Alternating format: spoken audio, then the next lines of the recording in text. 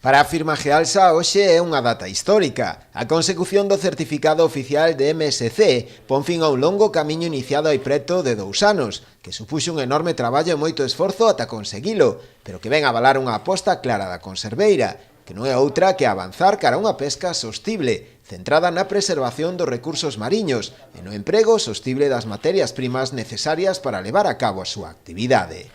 La realidad es que con una demanda creciente es más importante que nunca asegurar que la pesca de atún se realiza de manera sostenible.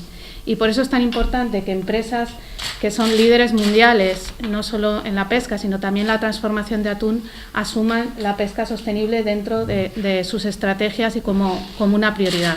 Con sentimiento estoy muy contento de haber llegado aquí. No es fácil y además yo creo que es el único camino que tenemos, de verdad. Yo estoy totalmente convencido. Cuando digo yo, me refiero a todos los integrantes de nuestra empresa. Nosotros estamos imbuidos de esta opinión, afortunadamente, y deseamos que esta opinión se extienda. Estamos muy contentos, muy satisfechos con el resultado, pero no queremos quedarnos ahí. Nuestra intención es seguir trabajando.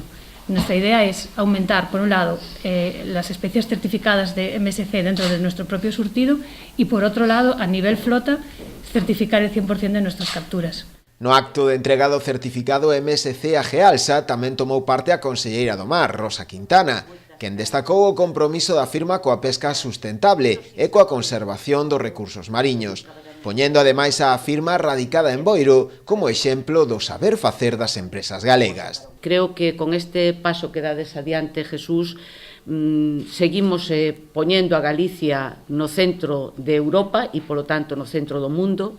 Sodes a primeira empresa galega que se certifica en MSC e eu espero que moitas máis vos copien, porque aquí do que se trata é de que todo o sector avance en positivo e unha sempre ten que ser a primeira, e eu agradezco que vos estuverades dispostos a dar ese paso, ese compromiso e a que sigades apostando por manter a imaxe de Galicia donde realmente ten que estar.